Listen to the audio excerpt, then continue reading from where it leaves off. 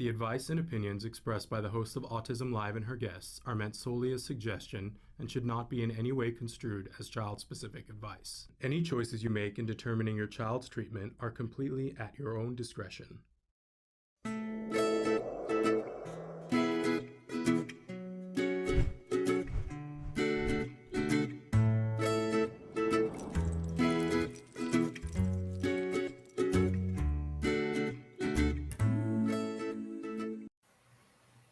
Good morning and welcome to Let's Talk Autism with Shannon and Nancy. I'm Nancy Alspaugh-Jackson. And I'm Shannon Penrod and thrilled to be here with my friend. I was just saying we've got a big show today. Yeah, two great guests. Yes, absolutely. Looking forward to meeting them. We've got Andrew Arboe or Arboe? I think it's Arboe, but I'm not sure. Yes, and he is driving with autism, which is going to be really interesting to find out about that. It's a program. That he Dabbs, leads. Who has an exciting research project and is a sibling. So we're going to have someone on the spectrum. Yeah. So we're going to be talking to her a little bit later on in the show. Absolutely. I want to give the programming note that the show is coming to you live. It is premiering right now on Facebook, YouTube, and Twitter. This is a pre-recorded episode for you, those of you who watch. We pre-record on Wednesday afternoon, so it's pretty up to date. And then I watch live with you. So while you're watching right now, I'm there making comments in the comment section. So if you have things that you want Nancy and I to know or questions you want us to answer in the future, we love the interaction. Boy, it's now one of my favorite things, Nancy. I invite you to join me whenever you have time. Because I can't, in this format, I can't be talking to you, talking to the guest, right? Monitoring everything else, and then and like writing. I just don't type fast enough. I just don't have that skill. Yeah. And so it's fun for me to be able to watch the show back and be able to comment about things that maybe I missed or see what somebody else says. It's a real fun time. So please write in. I'm here. I enjoy the interaction with you guys. I really do love it. And Nancy, you're welcome to join whenever you want. And we've got, but I do want to say that we're live on those platforms and you can be writing in directly on those, but you can always email me because a lot of you are not watching when the show airs live. The vast majority of you who watch the show don't watch it live. And we want you to know you're not left out of the conversation. You can write to me, Shannon, at autism-live.com, and then we'll put your comments into the next live show that we do where we can fit it in. So, and keep in mind that if you have never watched us in podcasts, that is the preferred method by far, how people like to watch us. We are the #1 rated autism podcast worldwide. That was for 2021 and now for 2022. I don't know that they ever did them before that. I don't know that there were enough podcasts for them to determine, but we are officially, this is FeedBurner that moderates everything, and they've named us the #1 podcast, but it's really because of all of you, because you like, you share, you review, and we just ask that you keep doing that. So we're a free resource, and it helps us to stay on the air when you guys like us and share us and tell somebody about us. If you know somebody who could benefit from the information on the show, put their name in the comments so that they know where to find us. They don't have to go looking for it. But anyway, so Nancy, we got a bunch of news today too. Some of it is like really blood boiling for me. I don't know about you. Blood boiling?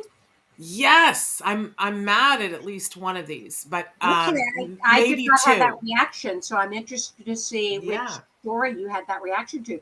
The first story is out of Spectrum, and it's actually a good story. I think so. This one I appreciate it because it's information, right? But do you want me to wade in, or do you want to do it? No, I'll wade in. Early language loss in autistic children is not tied to later communication problems. Yes. Early language loss and regression, as it is commonly known, does not necessarily mean that a child is going to have problems with expression later in life, which, I've always anecdotally believed that because, think of the number of individuals we've had on the show who are very accomplished and extremely verbal, who have said that part of their story is they were nonverbal as a child. Yes. I would have loved to have heard this story when Jem was little, because it seemed like to me, once we were in the autism community, it seemed like that there were two distinct camps. Now I know that there are many more camps than that, but there were people whose children had never had language. And then there were people whose children had language and lost it. And there was a school of thought for a long time that if your child had language and lost it, that they were more likely to be more on the severe end of things, and you were less likely to get it back. Which was certainly my child. My child had been speaking in full sentences and then lost all of it. I would say he was virtually nonverbal because he could still make sound, but it wasn't purposeful.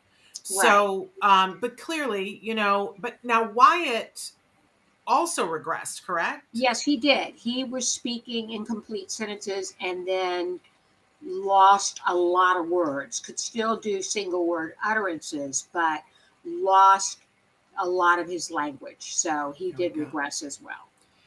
What I found was interesting in this article that didn't jive with what I believe to be true is that they were saying that it's, maybe 30 to 40% of kids who regress into autism. And I've always heard that it's higher than that it's 50%.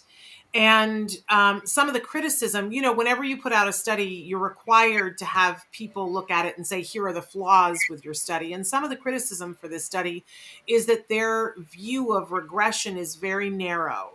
It is that you were speaking in sentences and that you lost it. Now, clearly, our kids would qualify for that, but there are other kids who they were babbling and then stopped, or they were interested in people and they stopped, and they were not including those kiddos in the regression category. And the people who, were reviewing this, as do I, think that is not an accurate look then at how many people regress. Mm-hmm. But I do think the good takeaway is that they were saying in both camps that even if you never had language or you had language and you regressed, that there were plenty of opportunities for you to get that language back to where, and that it's possible that you could have no issues with communicating later on in your life. And I think that is the big takeaway, and that one wasn't significantly better or worse than the other. So that made me happy. Should we go on to the next story? Yeah, this is the one that made my blood boil, Nancy. Your blood didn't boil about the judge ruling about the transplant? Yes. This is a story out of England, out of the Daily Mail. And basically, the headline is that a judge is to rule if a transplant is in the best interest of an autistic teen who is 17 years old, and he suffers from kidney disease after his mother called for the operation despite advice from the doctors.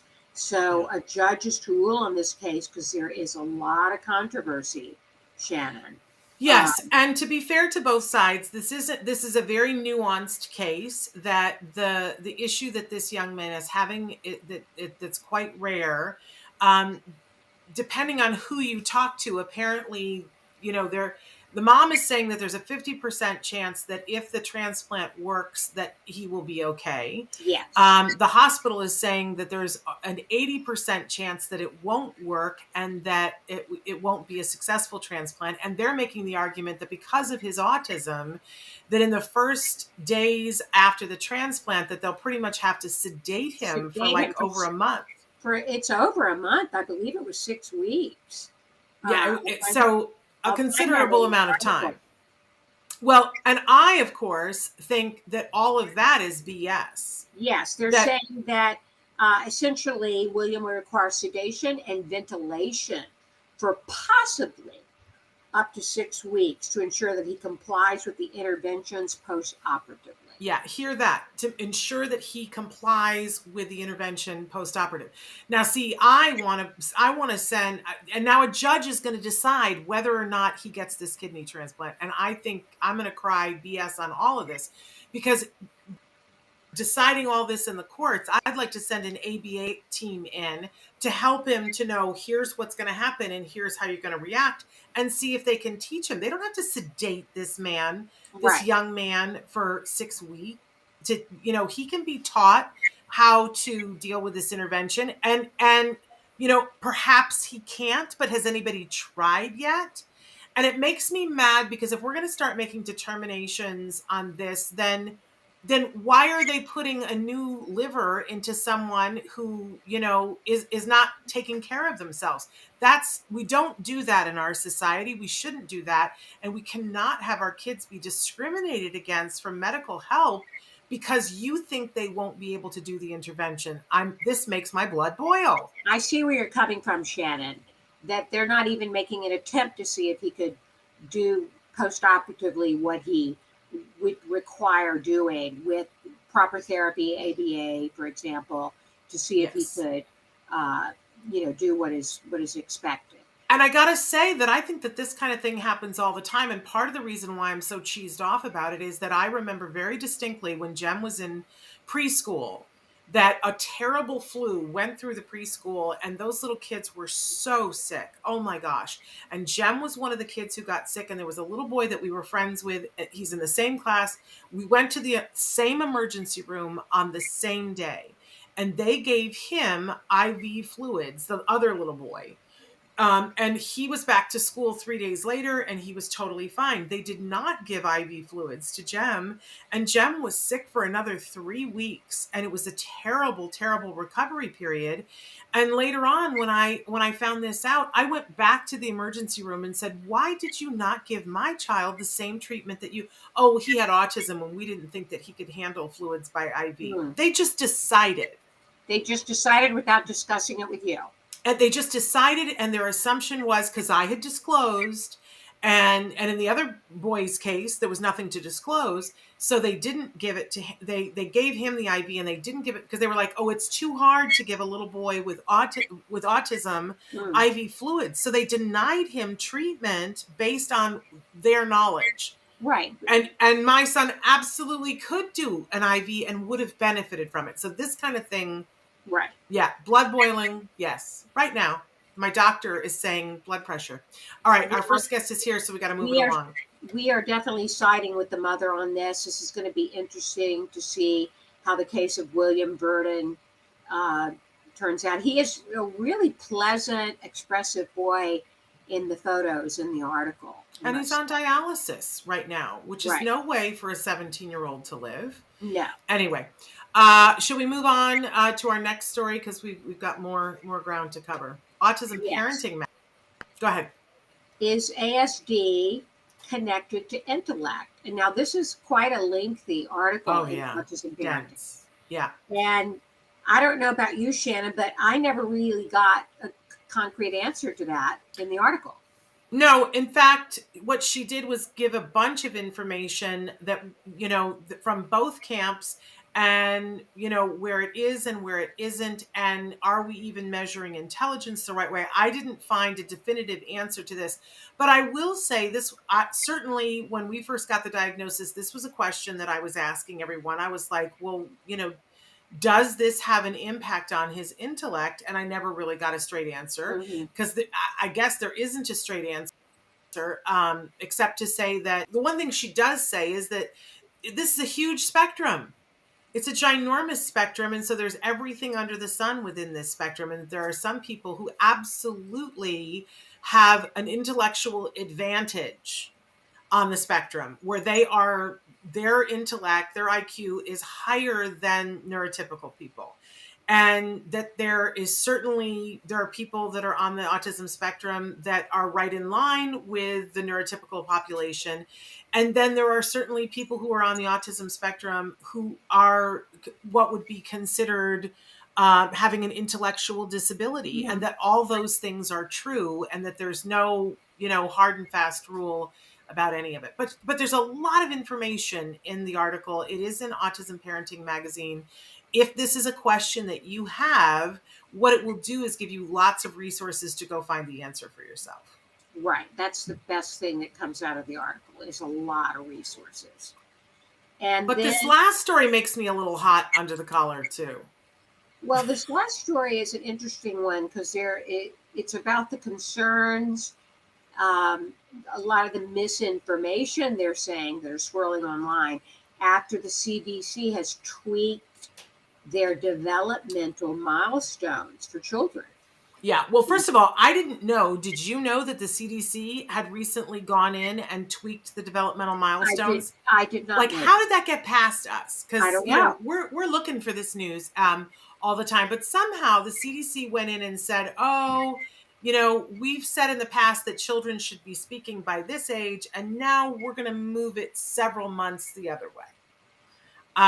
Which means that if you take your child to the pediatrician and they're not speaking, then no red flags are going to get raised because of this.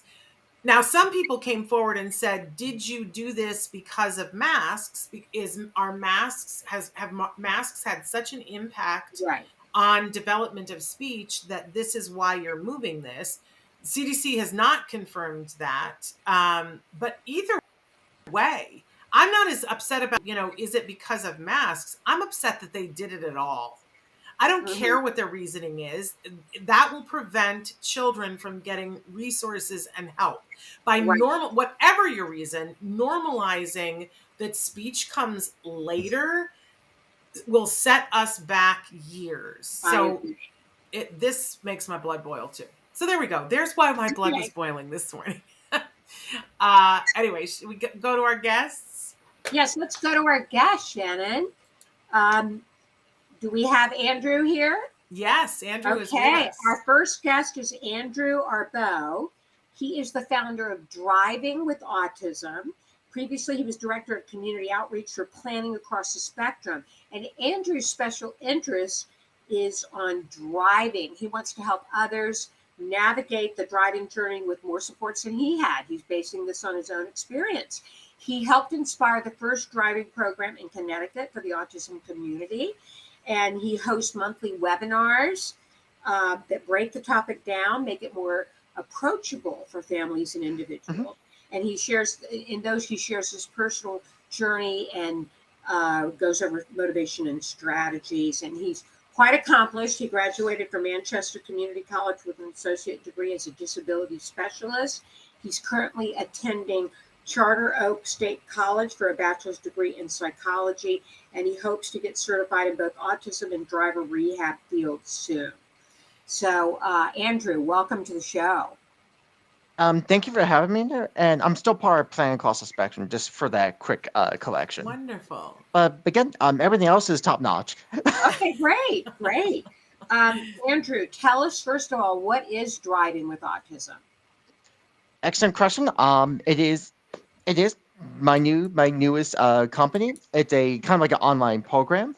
It deals, because we're not really connected to a driving school. We're not connected with state or like federal levels. We kind of just its own program, and this deals with driver prep. It's kind of like how someone can pursue the driving journey at like any point, either if it's very at the beginning or maybe they're still at a driving school, or like any point of that driving journey. And the main function of the program is the 7-part webinar series. Currently, I'm in the winter session, but I announced our spring session, and there's probably gonna be a summer and fall session. So it's a series that's like ongoing, and it handles topics like driver's motivation.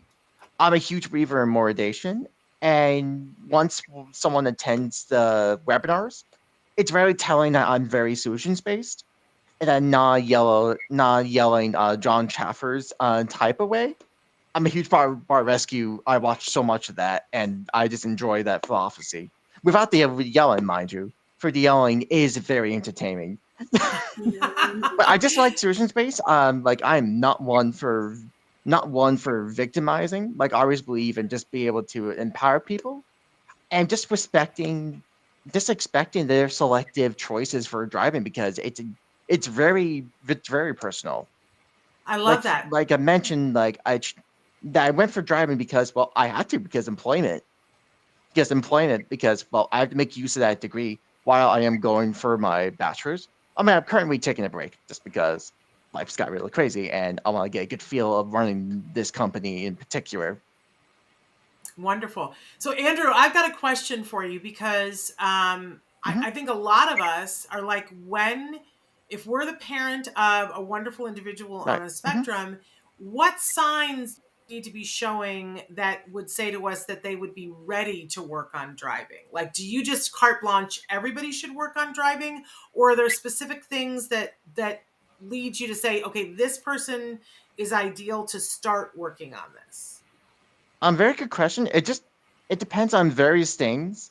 Various things of that there's like an expressed interest. One should never force anyone to just do that and that's it. Absolutely not, because as Stephen Shaw said, you meet one person, you only meet that one specific person. Yes.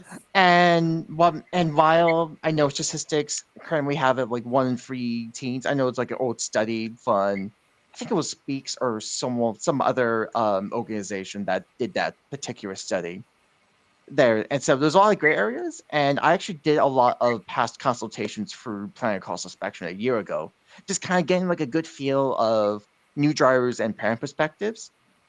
And I like to take in a lot of perspectives because I just have my own experience, and I'm in no way, like, I cannot possibly present some of the other drivers out there. I think there can only be one Andrew Arboe in terms of driver, unless there's hundreds of me that are listening to video game music as I drive. Something I use to hyper focus a lot. I don't think a lot of drivers can top that. But yeah, it just depends on various things. Like on motivation, again, stress that in search expenses because life happens. And I think I originally wanted to start driving around when I was 21, but it was after I graduated my post program, and I kind of wanted to get a good feel of my part-time job at the time. So I kind of put it off, and I was using a lot of buses for my community college experience. So in that case, I kind of weighed it off, and then I went back to it when I was like 23, and I got my license back 2018 when I was 25. Oh, okay. It just depends, but again, it's also important, and to go back on the consultations, it's important to kind of look at any potential red flags, if anything that might stand out, like if there's any specific conditions, like obviously seizures could probably give someone a lot of challenges to kind of overcome, of finding kind of the right solutions for that. And again, and there's a lot of possibilities. Like I keep seeing a lot of stuff on driving. Like I know with deaf drivers, people that drive that have a lot of specific hearing issues, for lack of a better term. Apologies if anyone's super picky. Not trying to. The intent, not the actual wording itself. But there's like just a lot of possibilities. It's kind of just the potential of just people in general that keeps surprising me every day. Again, and then pretty much, long story short, just it depends on numerous factors and a lot of personal ones. It could be just inner reasons, and a lot of those should be approached. And again, you don't have to throw them off to a highway right away, and absolutely do not. Okay. But again, self-pace yourself is key. Like pacing yourself and seeing what makes sense and what doesn't make sense. Right. And Andrew, don't push them off the highway. Andrew, you've referred to when you started driving, and let's talk a little bit about your background. Can you tell us about your journey when you were diagnosed and what led you to doing the work you're doing today? I was diagnosed around 5 or 6. It was like early 2000s, so it was kind of shortly after there was a lot more attention to autism. Like the 90s were still kind of building over time, and then the 80s you have Temple Grandin starting to emerge and start like speaking everywhere. So it was kind of that. I guess the 90s, it could safely say be that odd spot where people were still learning, while I can only imagine there were numerous around stereotypes. And then the concept of neurodiversity was also being developed, I think, 1999 with Julius Singer, if I'm not mistaken. If I get some of that wrong, probably someone will crucify me at some point. But there was still a lot of things, and I was trying to show someone that just was into video games super much. Like video games probably drove my brother and probably past sisters just crazy. Probably the school, so like I would be someone that would talk about Pokemon a lot, that being a major interest. And also in the late 90s, in the Pokemon craze, like of course, like that was pretty much like one of the notable cultural phenomenons out there during that time, late 90s and early 2000s. Our And then producer is identifying with everything that you're saying. I just got a private message. I just got that. Yeah. Yes. Hope you didn't mind that, but I had to react. I got that it's at the okay. exact same time. Exactly. Actually, there is a Pokemon plush that's hanging up there. I completely forgot. I thought it would be like a Zoom background, but I'm fine with the Office one. But but how I got into autism field, it is something that still I never expected to kind of be where I'm at right now. What started was at high school. I was already thinking about cooking, believe it or not. Not because of Gordon Ramsay or John Taffer, just kind of more was thinking of something that makes sense for me. I did some cooking at home numerous times, not as much, but I know I had to still basics. And a lot of times my dad shoots me down on cooking if I want to help him. So whip on that end, and also the high school where I was at, they closed down the cooking class right when I was about to become a junior. So whip on that too. And I did actually I think I had like a job corps. I think I had like a job site thing when I was in a post education program, and it was too chaotic. Too chaotic. A lot of just moving around, and I had no idea what in the heck I was doing. I was like, where do you find this? Where do you find this? And why people like move around? It's kind of like some of the stuff you see in Kitchen Nightmares. Again, reality TV, but some of that like fast pace. I wouldn't say Hell's Kitchen because, well, Hell's Kitchen is could be a bit more staged while it is reality TV. But it's pretty much one of those high stress environments. So that didn't work for me. And I kind of stood out. Again, I'm usually one that tend to make things harder for me. To go back to driving for a little bit, I could have chosen to look for like autism services and driving in case of accommodations. I chose not to, not because of any stigmas or stereotypes or whatever. I just wanted to just go for this program in particular. You mentioned that one of the reasons that was important to you was so that you could get to work and that you could get to college. And I think, as our kids grow older, it just becomes more and more clear to me all the different things that they need to be independent. And we have a dear friend, Andrew, that passed away a little over a year ago. Her name was Joanne Laura, and she was the head of Autism Works Now. And Joanne would always say to us, everyone deserves to have a job because that's how you get a seat at the table. And I'm seeing now that part of having a job, I don't know why this didn't occur to me before, but my son wasn't working before and he wasn't going to school someplace else before. But how you get there is sometimes, a measure of what kind of work you'll be doing. Because if you can't get to the job, you can't do it. So is independence one of the big reasons why you advocate for people on the spectrum to be driving? It's more personal. I kind of want something to exist. And while there's a lot of ambiguous elements that could go into driving, I mean, there is a reason, like a selective number. Again, that was based on that 2017 study.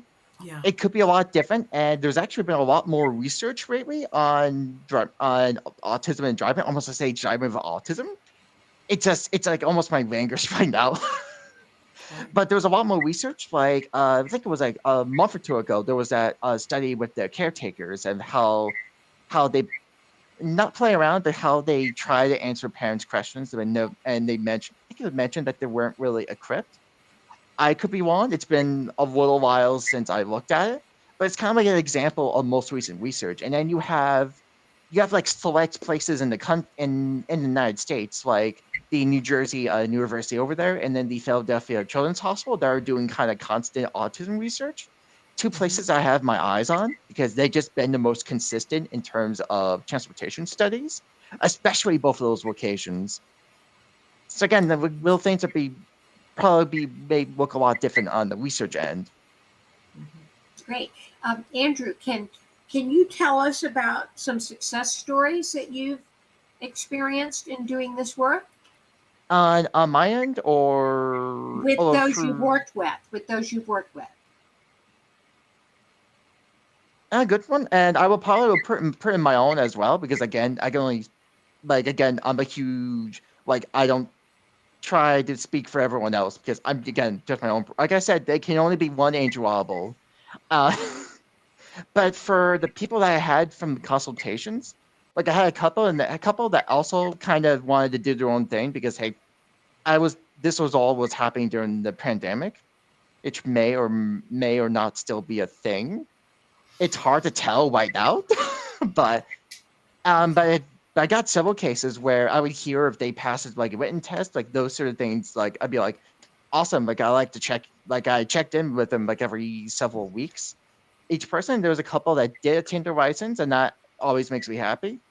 But I'm also accepting that if they need time to do other stuff, like it honestly is fine. Especially again, pandemic time. So that, and then just to go for my own and for my own success. Well, outside like the company, it just a lot of fulfillment. The fact I was able to go to all the places. Before the pandemic, I used to be everywhere in autism events in the state of Connecticut. Like I'd be going to like the south side of Connecticut. I'd be going to like Danbury, close to the Newark border, close to the upstate. I think it was the upstate Newark border, not the city part. Like I'd be going, like I would be all over the place. And the last week or couple, I've been tempted to do a little trip to Massachusetts. And also, this is something I discovered today. Google Maps, when I use that as GPS, I have the little mouth thing on my phone because I'm one for hands-free. And there was a lot of cool devices that you could use to kind of make it so you could put it near your steering wheel. Not where it attacks the phone, mind you, but kind of put it near it. And when you drive, you don't have to do like this. You could be like you barely have to move your head. And I love those. And now they have the air vents, so that makes life easy and nothing sticks. And I discovered today was an auction in your Google Maps thing where you could pretty much do planned trips without tolls. And I'm like, this whole time I could have been going to different parts of Massachusetts or even Newark if I want to. Not the city part. I dare not to drive in New York City traffic. Okay. That's like a whole new dimension of driving, as far as I'm concerned. It's like things that you discover over time. Right. Yeah. So Andrew, where can people go? What's your website? Where can they go if they're interested in a consultation or they want to take your course? There are several websites. The main website is autismdriving.com. When you go on there, you'll see a lot of you see the webinar series that are paid. They would kind of go over specific packages that come with additional resources. And we also have free resources as well, including the free to download ebook. And we have a blog page full of many blog topics. The most recent we actually put up is anxiety. Something I've been looking forward to. I've been seeing a lot more reactions on the anxiety topic. And each topic relates to the webinar topics. Check those out. And again, it's www.autismdriving.com. And to find us, and you can find me on Facebook, LinkedIn, and Instagram. Just search up Driving with Autism, and that's where you'll see the latest updates. And in the future, there'll be a newsletter system coming up that I'm looking for. That people have been signing up. That I'm hoping to launch that very soon. And again, our spring series is coming up on the midst of 2 more topics left in the winter session, which is crazy. Literally yesterday, I actually talked about the police one being one of the 7 topics. Okay. And I assume there's a cost associated with it, Andrew. What does it cost to take the class? Okay, package 1, which is kind of like the basic deal. That's kind of like you get the courses and you get some resources, mostly access to like the state DMV website and a few others. That'd be like a good little jump kick. The package 1 is $3.99, and then package 2, which comes with additional resources and a personal 16-minute consultation with myself, $5.49. And there are deals and coupons, so be on the lookout for those as well. All right, Andrew, thank you so much for being with us. We really appreciate hearing from you and hearing about all the amazing work you're doing. Thank you, Andrew. Thank you so much. Oh, sorry. Thank you very much for having me on here. We appreciate it. We've enjoyed it. You take care. You too. Have a good one. Bye-bye. What a entrepreneurial thinking young man. Remarkable young man, isn't he? Love it. Love it. Our next guest is, I'm so excited. It's not her first time being on the show, but it's the first time I don't even recognize her because she's like a grown adult now. Okay. It's hurting my feelings, like what a grown, beautiful adult woman she is. But Nancy, tell us all about Madelynne. Is Madelynne, right? Madelynne, and who is known as Maddie, you said? Yes. Madelynne Dabbs. She's a high school senior. She's taking an AP research class and working on her final thesis paper. She's from an amazing family. You just had her mother, Summer Dabbs, who was an OT on the show last week, right, Shannon? Yes. Yes. And her brother is Boyd Hauser. Madelynne is here to share with us about being a sibling to a person on the spectrum and to tell us how we can play a role in supporting siblings and about her research project. Welcome to the show, Madelynne.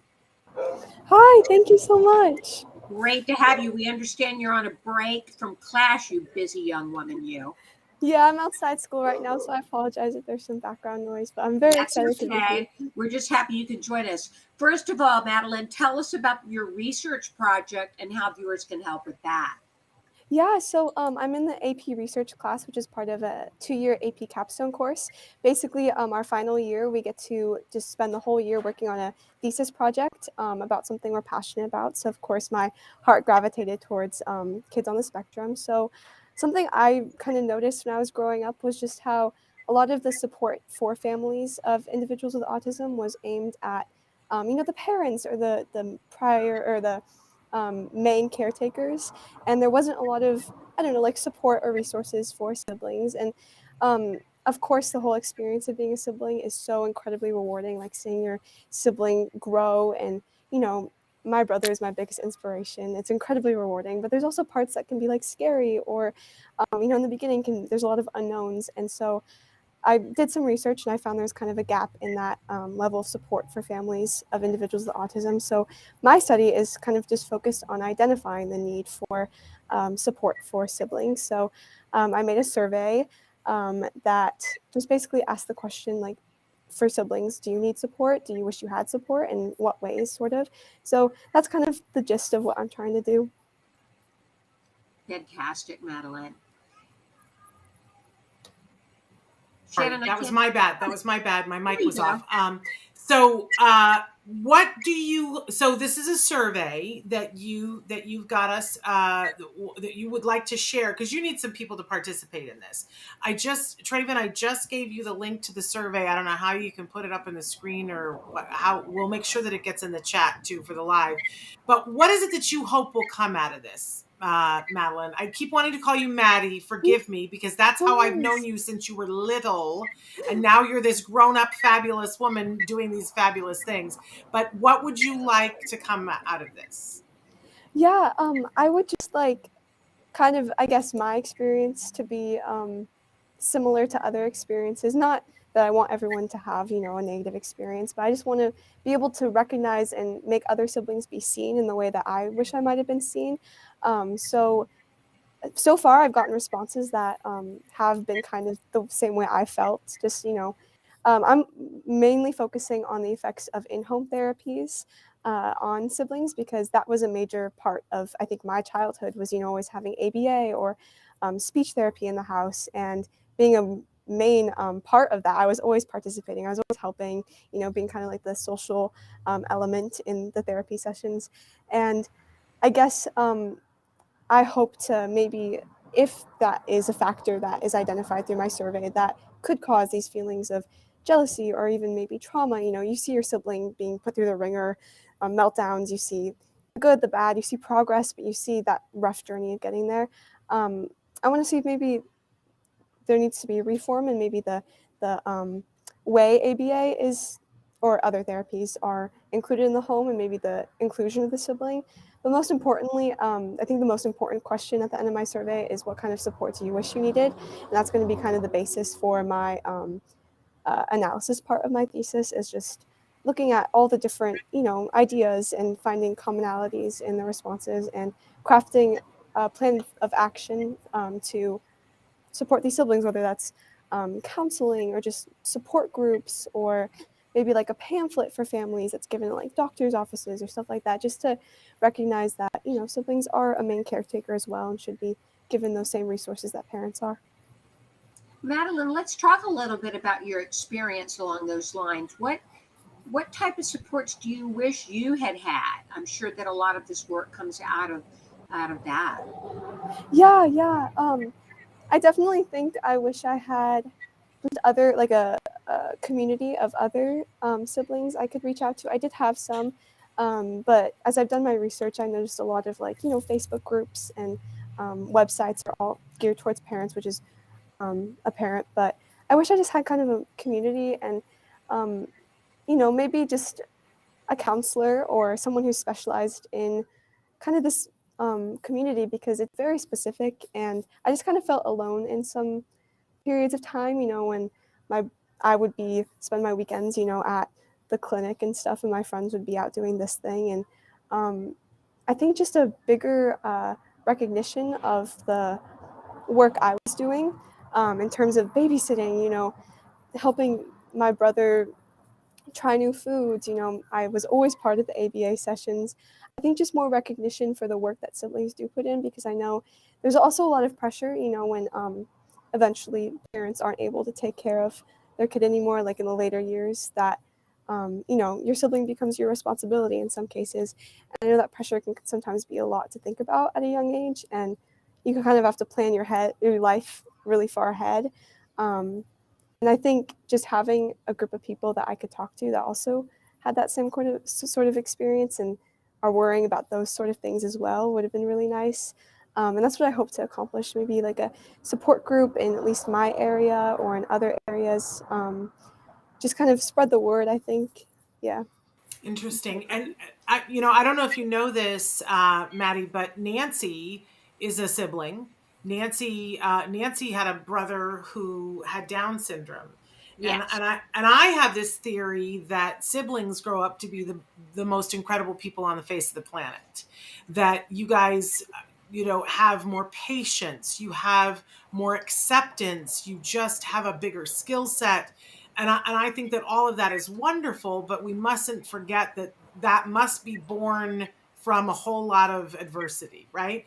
So if there was one thing that you wish, and Nancy answered this too, what do you wish that the general public, the people out there in the world, knew about siblings that they don't know? Yeah. Wow, so much. I think just that we have to make a lot of sacrifices that I don't think are often seen in terms of our time, our energy, our priorities. And of course, it's what we want to do, but I think sometimes people forget that we aren't just, the fun sibling that gets to like play with our sibling. We're also the parent, or the caretaker, sometimes a doctor.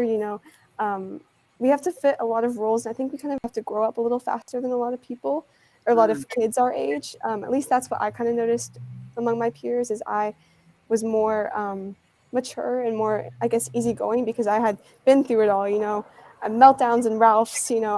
I've experienced it all, and I felt very, I don't know, like, I wish people realize that it's really difficult and it has all its, rewards. But at least my peers growing up, I wish they would have kind of recognized that I was doing a lot more.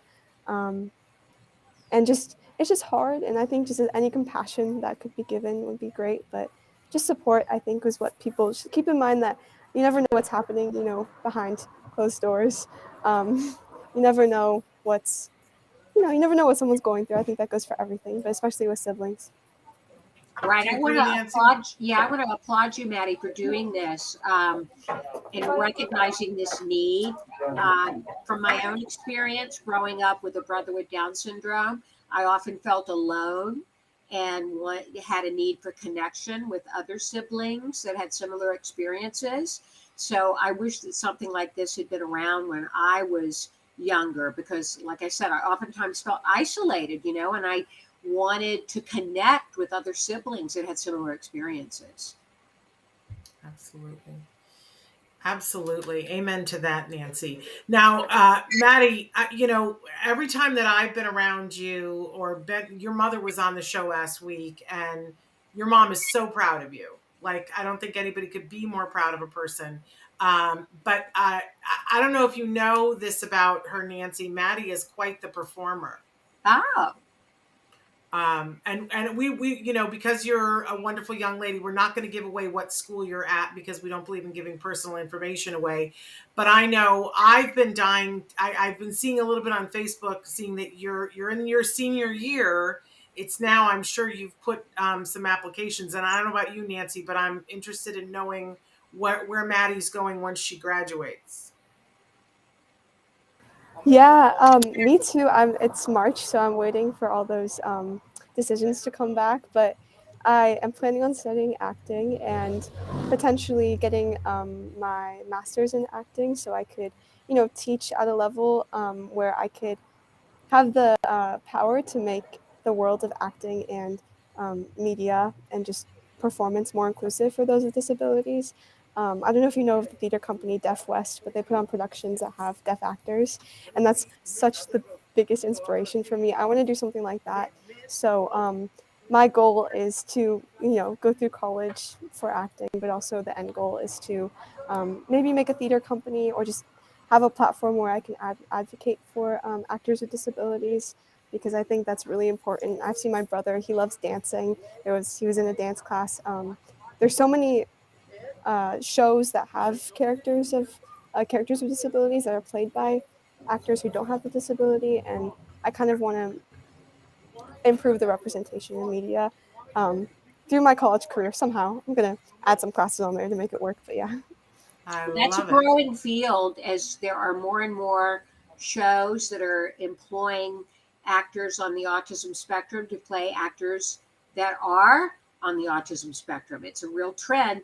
And I don't know if you're familiar with the Miracle Project.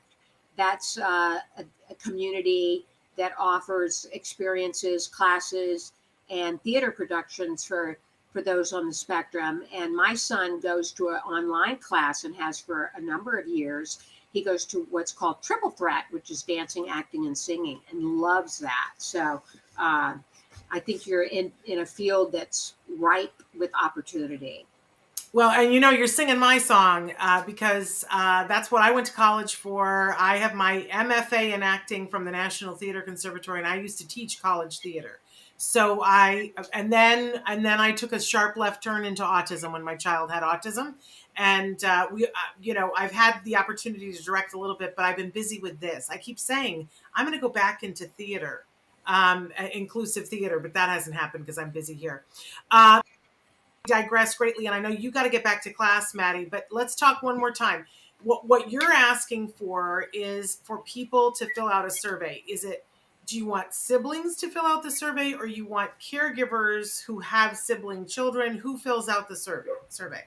Yeah, so it's siblings ages 12 to 19 who have lived with a sibling with autism for more than 2 years. It could be I'm a step sibling, so it could be step siblings, half siblings, but just have lived for 2 years to have that enough experience living with someone with autism. And yeah, it takes like 5 minutes to fill out. It's very simple. It would mean the world to me. I'm trying to get to 30 responses, so anybody that's eligible, it's very quick and easy. But yeah, 12 to 19. There is a parent consent form that if they're under 18, they just need to, I think, write yes that they consent. But besides that, it's for kids ages 12 to 19. And Traven is telling us that the link right now is in the video. So if you're watching this, the link is in the beginning, in the podcast description, so that because it's a big, long link. We've got it on the screen right now. For those of you who are listening and podcast, and you're like, I would do that, but I can't see.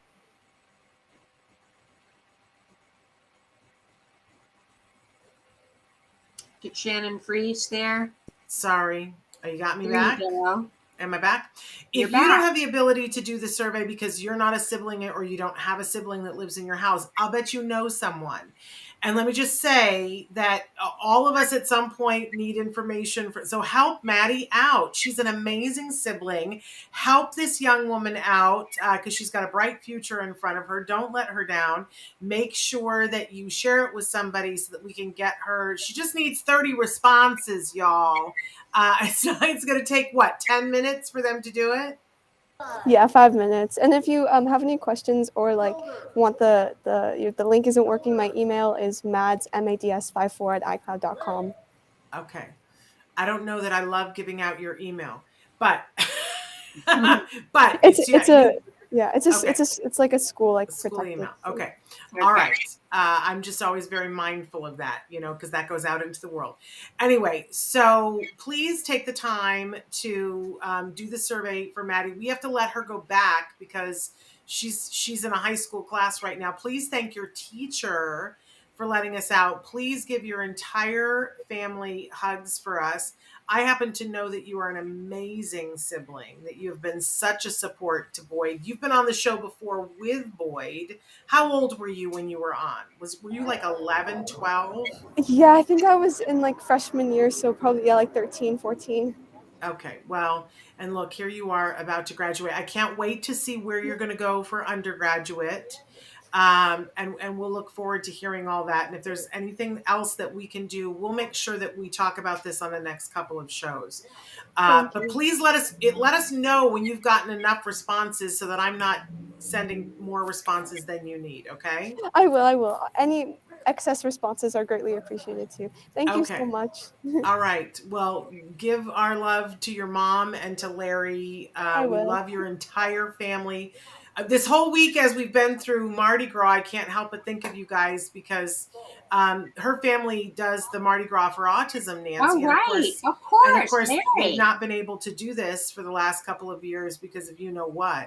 Right. But we hope to get back to that sooner as opposed to later. So, Maddie, thank you so much. Thank you, Maddie. You so much. Bye-bye. Bye. Oh, Nancy, what a full show that we've had here. Oh, I should have mentioned about Coda to her because we've been talking about Coda a lot. Did you happen to watch the SAG Awards the other night? I didn't, but I heard it went Best Supporting Actor and Best Ensemble cast went to Coda. Yes. Have you seen it yet? I have not seen it yet. I plan on doing that. I think that you will be really moved by it. There are so many aspects of it that are so moving, but certainly there is a sibling aspect of it. Okay. But it's like, I can't identify as a sibling, but I always identify that my mother had a physical handicap. Yes. Not anything else, but she had a physical handicap, and it changed the way our family did things and looked at things. And I certainly didn't realize that at the time because I assumed that was everybody's upbringing. But there were things, that were different that we put focus on because of that. And in Coda, not only is she a sibling, but she is also a daughter. Her parents are deaf and her brother is deaf. Okay. And it is, I think it's a lovely, lovely movie. It is so well done. It is certainly deserving of Best Cast at SAG. And if you ask my husband, he says it's Best Picture of the Year, and he's seen all 10 for Oscars. So we'll see. What network is it on, Shannon? It is available on Apple TV. Apple TV. Okay. Yeah. And Apple TV, I think they still have a 7-day trial period where you sign up, and then if you want to, you cancel it in 7 days. So I always tell people, get yourself together, get your 7-day trial, start with Coda because you don't want to miss Coda. And then after you've seen Coda, treat yourself to some of the other things that they have available, but start with Ted Lasso. Because Ted Lasso is divine. But Coda is absolutely incredible. And we absolutely loved it. My husband was so moved by it the other day that when we were talking about it, he couldn't even talk, Nancy. It's just, he and Nava Paskowitz-Asner were having a friendly argument on Facebook last night because I had recommended it to her to watch, and she said, "You didn't warn me that it's very emotional." And I did. I warned her. And she said, "I cried so much." And Jim said, "Yeah, I think I cried more than you." And they were having this competition. She said, "No, I cried so much I lost a contact." And he was putting up gifs of him, of somebody sobbing. It was like, what you need to win this. But it's very emotional, but very uplifting. Oh my gosh. And Troy Katzer, who is actually a member of Deaf West, is the one who won the supporting actor. Oh, okay. And he, there were so many good performances in that supporting actor category. But I was so glad that he won. I thought he deserved it. Have you seen I'm sorry, I'm obsessed with the movies right now. I'm obsessed. And we're about to, in a couple of weeks, have a special Oscar show here on Autism Live, Nancy, where Moira Giammatteo, who is famous for her reviews, she's an autism mom, is going to join me. Where we're going to call ourselves the Autism Mom Siskel and Ebert, and go through, because we totally disagree on almost all the movies. But what have you seen and what have you liked?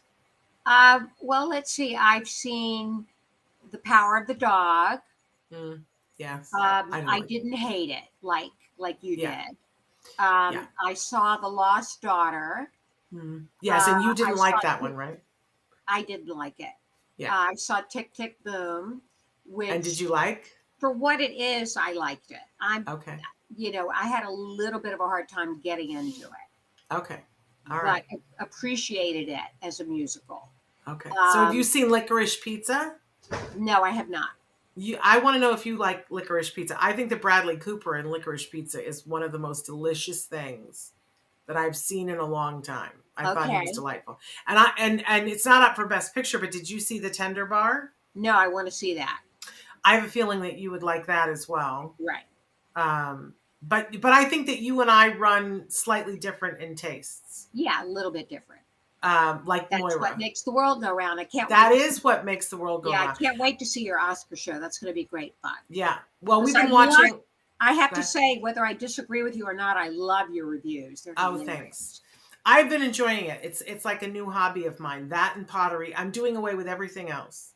Okay. I used to do needlepoint and I used to do all kinds of things. I've decided I'm not doing any other crafts but pottery, and I'm writing the reviews and I'm letting everything else go. Very good. I've reached that age. My mother was somebody who did a lot of different things her whole life, and then she got to about this age and decided she was just going to be a quilter. Okay. She would make all these things, and then she said, nope, I'm just a quilter now, and let go of everything else. You're somebody who's very eclectically talented. Well, I do. I take creative writing courses. Mm-hmm. But you also are a brilliant sculptor and a painter in your own right. I have done that. I haven't lately. My son's doing all the painting now. Well, when you name somebody Wyatt Jackson, I don't know what you expect. Has he got any new paintings of late, Nancy? Yes, but he just sold a painting yesterday called Big Sur of the Ocean. He sold about 7 paintings in the last month and a half. Does he get so excited when he sells them? He doesn't. I tell him you sold the painting, and he kind of goes like, But he loves turning them out. What does he want to purchase? What would be the thing that would be exciting for him if he had the money to buy? In terms of art? No, like if he's at the store and he wants to purchase something, what does Wyatt want to buy? When he has money to spend, he today he's going to Dave & Buster's to do video games. Okay. That excites him. Okay, and so can you do with it? Because I always think that money is the way money is right now is so ethereal, right? Uh-huh. We have a card, we stick it in. I remember my sister's kids saying to us, "Can we go to this water park or whatever?" And my sister said, "No, we cannot go to the water park. It's very expensive. That's saved for special occasions." And my niece, neurotypical 5, said, "Well, let's just pull up to the machine and print more money." Because, you stick your card in the ATM and money comes out. She didn't equate it as being anything that came from work. And I think that's very difficult for everyone right now, that money is, it's not this thing. But what we were told at some point to do with Jem was when he did something, then hand him cash money and then walk him to the counter to buy the thing that he wanted to do so that he could get the connection of, I did that work. I got this cash. That cash got me that. So that it makes the connection. I wonder if Wyatt gets it, that when he sells something, that's money in his pocket for, Right. that's autonomy. We use it for art lessons. Anything he makes off his paintings. He has one teacher who's excellent, but she's very expensive. She's $100 an hour. Oh my gosh. And for him to study with her, he has to sell paintings. I'm sorry. That's the only way. That's no kidding. No kidding. Well, Nancy, we're out of time. I don't know how that happens, but I do want to say that this weekend, knock on wood, all willing, everything goes according to plan. I'm going to be at Cal Auburn this weekend, and I'm speaking on a panel that's about making ABA more inclusive and more aware, ABA professionals being more aware of neurodiversity and reducing ableistic tropes and saying things that are, pure ableism.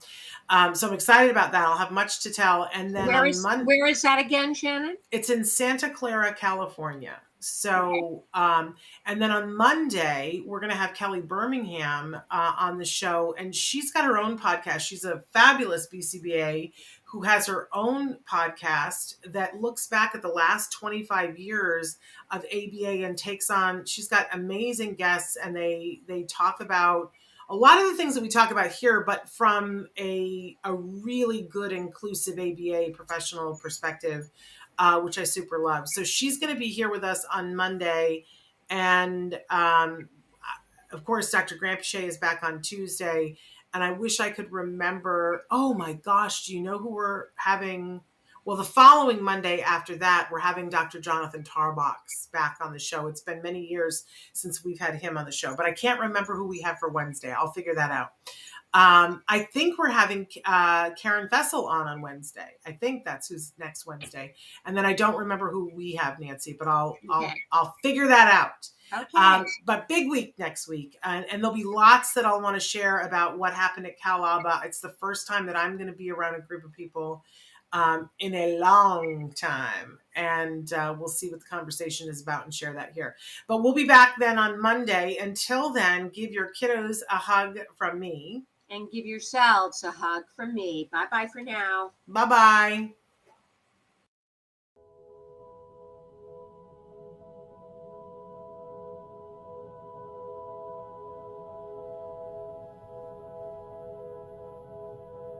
If you found anything helpful in this video, please give us a like. In fact, make sure that you smash that subscribe button on YouTube and give us a like on Facebook. You can also follow us on Twitter and on Instagram for important updates. And please download our free podcast wherever you get your podcasts. Thank you so much. See you next time.